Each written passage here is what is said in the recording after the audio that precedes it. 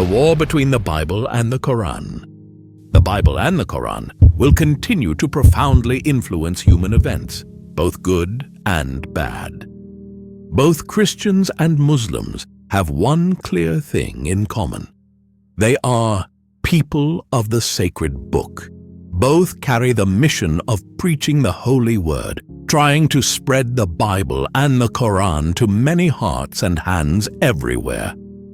While the Jews, the third group in the circle of sacred books, do not consider this their duty. If you are interested in this content, please subscribe to the channel so you don't miss any of our upcoming videos.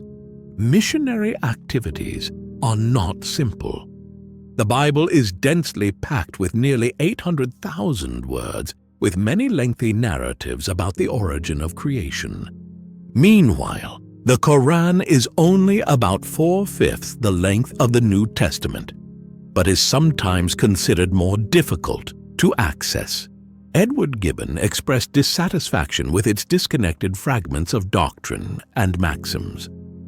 Thomas Carlyle once complained that this was the most difficult book I have ever tried, messy, boring, and crude. However, every year more than 100 million Bibles are sold or published. In the United States alone, Bible sales can reach between $425 million and $650 million. Every second Gideon International distributes a Bible. To date, the Bible has been translated in whole or in part into 2,426 languages, covering 95% of the world's population. The Quran is not only popular everywhere, but is also widely read and passed down in the Muslim community. The word Quran means reread. There is no higher goal for a Muslim than to be a custodian of the holy books. No voice is more popular in the Muslim world than the recitation of the Quran. Reciting the Quran plays a central role in Muslim education. The most admired figure in Muslim society is the Hafiz, who is able to memorize and fluently the entire content of the Quran. In Iran, mastering this skill is equivalent to having a university degree. Excellent reciters often organize major competitions, attracting hundreds of thousands of listeners. These events are considered world championships in the Muslim community. The winners' CDs became instant bestsellers. Both the Bible and the Quran have been widely circulated throughout the world. In 1900, 80% of Christians lived in Europe and America. Today, 60% live in developing countries. There are more Presbyterians attending church in Ghana than in Scotland. In 1900, the majority of Muslims were concentrated in Arab countries and Southeast Asia. Nowadays, many British people have become Muslims. Throughout the 20th century, Islam's growth was driven primarily by population growth and migration, not conversion. Islamic missionary activities are mainly intended to stimulate the spirit of believers, promoting enthusiasm rather than converting to new beliefs. Defending the divinity of the Holy Scriptures is a strong rebuttal to the view of secularization, that religion will decline as the world modernizes. Constance Padwick, a scholar of the Quran, once wrote, "The holy book exists in the hearts of those who believe in it.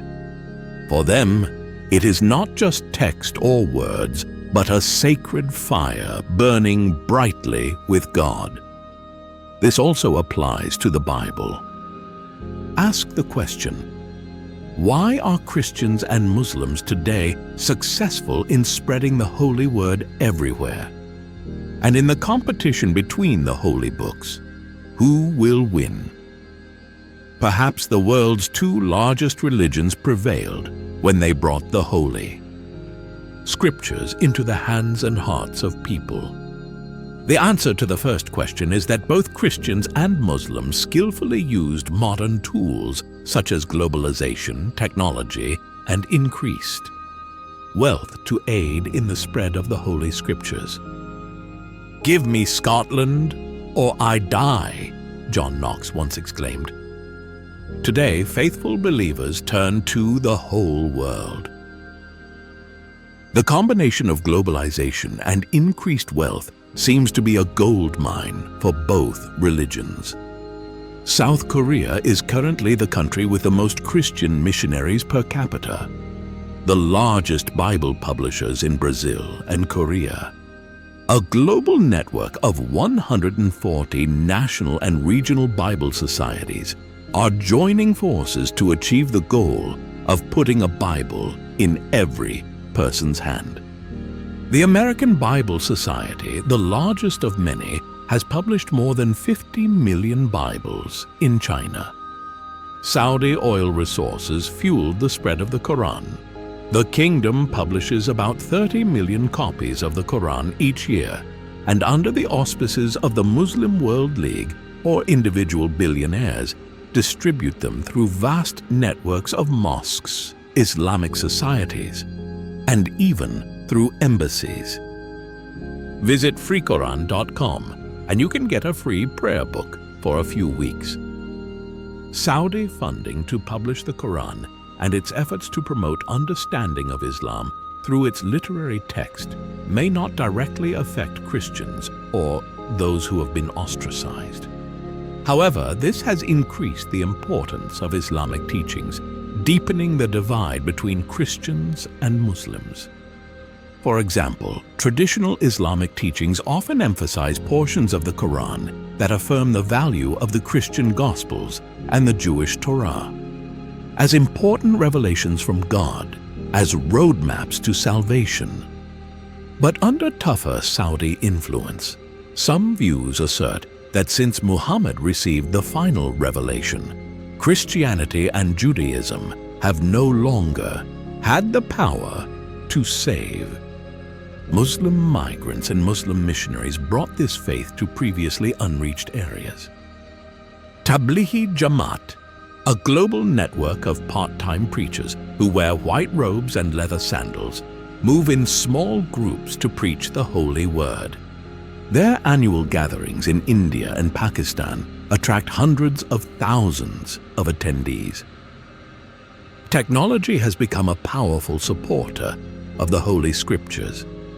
You can search for them on the internet, read them on your Psalm Pilot, device or mobile phone, and listen to them on your MP3 player or iPod. The word podcasting evolved from Godcasting. Want your life to always be filled with God's gospel? Just buy an MP3 Bible player. Want to memorize the Quran? Buy an MP3 player. It will repeat the sentences you want to hear. Want to socialize online with like-minded people? The electronic Bible will help you discuss Bible passages with virtual friends. Many TV channels and radio stations now broadcast only the Quran. At the other end of the technology spectrum, the American Bible Society has produced battery-powered or hand-crank Bible players as compact as a pair of cigar boxes that can hand out Bibles to crowds of hundreds. But owning a holy book is one thing. Understanding its content is a completely different matter. This is a major challenge that both Christianity and Islam face. The average American owns 4 Bibles at home, but Americans still buy 20 million new Bibles every year. However, Americans' knowledge of the Bible is beyond measure. According to a Gallup survey, less than half of Americans can name the first chapter of the Bible, Genesis. Only a third knew who preached on the mountain. A common answer was Billy Graham. And a quarter did not know what was commemorated at. Easter, the resurrection, the core event of Christianity. 60% do not know half of the 10 Commandments. 12% think Noah was married to Joan of Arc. George Gallup, an evangelical and poll leader, described America as a nation of Bible-blind people. Muslims often read the Koran in its original Arabic language. The ancient language and soaring verses, while inspiring, can be difficult to understand, even for advanced Arabic speakers. Only 20% of Muslims speak Arabic as their native language. In the Muslim world, illiteracy rates are quite high. Many people memorize the Bible without understanding much about what they are learning.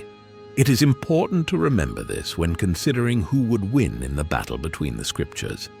For some people, this is a sensitive issue. Can both sides win by converting non-believers? Are Christianity and Islam equal parties to the Abrahamic faith, just different versions of the truth? Some fear that this question cannot be answered because of the lack of data on the distribution of the Quran, and that this war cuts across some of the darkest and most dangerous regions on the planet. Muslims argue that their struggle is aimed at galvanizing their parishioners rather than converting non-believers. But Islam's inward focus does not support peaceful coexistence. In many parts of the world, Muslims have reacted strongly to Christian efforts to persuade Muslims to apostate or abandon their faith. In traditional Islamic law, the penalty for apostasy is death, and inciting others to apostatize is also treated as a crime. Around the world, the confrontation between the two religions is continuing. In Saudi Arabia, the distribution of Bibles is banned in their territory. Evangelical Christians are active in the so-called 1040th window, a large region of the Muslim world in Africa and Asia, located between the 10th and 40th parallels north of the equator. Southwestern Baptist Theological Seminary in Texas also established a master's program to train missionaries in converting Muslims to Christianity. Some evangelicals have also created fake copies of the Quran, designed to arouse doubt in the minds of Muslims. The war between the scriptures is clearly at the heart of the conflict between these two religions. Those who possess the Bible and the Quran may not read or understand them. If they were not introduced to the scriptures, they would still be considered pagans. Even the imperfect reports of the war reflect much about the world's two great religions. Christians enter the 21st century with a significant advantage. They have about 2 billion followers worldwide, while the number of Muslims is about 1.5 billion. However, Muslims had a better 20th century than Christians. The Muslim population has increased from 200 million in 1900 to its current numbers. Christianity shrank within Europe, while Islam spread throughout the Arab world. Many Christian scholars predict that Islam will surpass Christianity as the world's largest religion by 2050. Recently, many Muslims have complained that the war on terror has made it difficult to spread the Quran. Since September 11, 2001, contributions to Islamic relief organizations have declined. Many aid organizations have faced financial shortages. Missionary organizations such as the Tablighi Jamaat have been monitored by Western intelligence agencies on the pretext that they could be a haven for jihad movements. And Muslims face far greater challenges in the war between scriptures. First, Christian marketing skills are very high. Their religious publishers are big businesses. Thomas Nelson Publishing, formerly owned by a Bible salesman, was acquired for $473 million in 2005. And secular publishers are also involved in publishing religious books. In the late 1980s, HarperCollins bought Zondervan, a publisher of religious books, and today, most mainstream publishers attempt to produce their own Bibles. As a result, the publisher's entire business technique was applied to the Bible. Their products are extremely diverse. Thomas Nelson Publishing publishes 60 different versions of the Bible each year. Bibles are now available in many colors, even your college colors. There are Bibles for every type of person, from religious ministry seekers to farm workers, from brides to barkeeps. There is a Bible with a plastic case that can withstand outdoor weather and a version that is camouflaged for use in combat zones. The 100-minute Bible is a condensed version of the Bible for busy people. User-friendly versions are also abundant. There are Bible versions in everyday colloquial language or even street slang. As for innovation, in 2003, Thomas Nelson came up with the idea of a Bible magazine, a combination of the Bible and a teen magazine. Pioneering is Revolve, a magazine that combines the New Testament with beauty tips and relationship advice. Are you dating a good guy? This was followed by Refuel, a magazine for young men, and Blossom and Explore, a magazine for teenagers. Children's versions include famous Bible stories. Boy's Bible promises to deliver delicious blood-red portions of the Bible. The Picture Bible is like a comic book about superheroes. Prayer for God's Little Princess is pink and sparkly. There are approximately 900 versions of the Bible translated into English, ranging from formal to colloquial versions. Versions were translated into less spoken languages such as Inupiat and Gullah. Bob Hudson, a member of the American Bible Society, wants everyone on the planet to be able to say, "God speaks my language." A husband and wife team have translated the Bible into Klingon, a language spoken only by scrofulous space aliens on the astral passage. Publishers are sophisticatedly dramatizing the Bible, staging performances with famous actors and modern sound effects. Zondervan's Bible Experience project includes the participation of many Black Hollywood actors, from Denzel Washington to Samuel L. Jackson. Other companies are also producing films based on the biblical story with the highest possible degree of authenticity. Besides, there are other side products such as a Jesus doll that can recite famous quotes from the Bible. There are also Bible test books filled with games from crosswords to Bible bingo, plus coloring books, Bible sticker books, and more. There's even a Bible-based jukebox that plays your favorite passages. However, Muslims are not as enthusiastic about trading in the Holy Scriptures as Christians. This is partly because their commercial publishers are smaller and less experienced, but also because Muslims consider the Koran to be the authentic word of God, read by the angel Gabriel to Muhammad, who was illiterate, and later recorded by Muhammad's disciples. The Koran does not need to prove anything but itself, one scholar has observed. It does not refer to the truth, but is the truth itself. This makes Muslims uncomfortable with the translations. The Holy Scriptures affirm that we did not send any messenger without using the language of our people. Today, the majority of Muslims accept the existing English translations of more than 20, but they do so reluctantly. Most translations strive to be as faithful as possible. Devout Muslims desire to learn the language of God. Another advantage of Christianity is America. The world's richest and most powerful country has about 80 million evangelicals.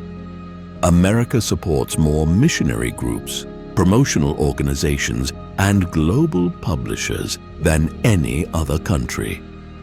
Although some countries have oil resources, The Quranic heartland remains relatively impoverished. The Arab world has the highest illiteracy rate in the world, with 1 in 5 men and 2 in 5 women unable to read. This is also one of the regions with the lowest internet penetration rates. A third great advantage is the West's belief in religious freedom, guaranteed in America by the Constitution, and in Europe by a disgust for the religious persecution that history has produced. In contrast, the Muslim heartland is theocratic. The Saudi Ministry of Islam Insurance, Calling and Guidance has 120,000 employees, including 72,000 imams. Saudi Arabia bans worship of religions other than Islam and considers converting Muslims to another religion a crime. Pakistan has seen attacks on Christian missionary groups. Sudan punishes those who deviate from religion with imprisonment. Evangelicals within Christianity complain that this creates an unfair playing field. Muslims can build massive churches on Christian lands, while Christians are banned from preaching in Saudi Arabia and Iran. But these unfair playing fields tend to weaken the home teams. Open competition is a boon for religion. American evangelicalism thrives largely because America has no official church. On the contrary, theocracy is ultimately a source of stagnation and conservatism. The Bible and the Koran by Muhammad Sharur, a work that attempts to reinterpret the Koran for modern readers, was widely banned in the Muslim world, although it was received with great piety and popularity. This report makes an informed prediction. Predicting the fate of religions is not wise because they can explode or die in unpredictable ways. But in the battle of the scriptures, 2 things are certain. First, the drive to spread the holy word will trigger some of the most violent conflicts of the 21st century. The region where sub-Saharan Africa is at its fiercest is a hodgepodge of failed states and ethnic conflicts. Second, the Bible and the Quran will continue to profoundly influence human events, both good and bad. I really appreciate your support through subscribing to the channel. This helps you not miss any of our new videos. Together, we can continue to expand our knowledge and clarify our minds. Thank you for your support and following. Until the next time we meet. Again, I hope the light will always guide you.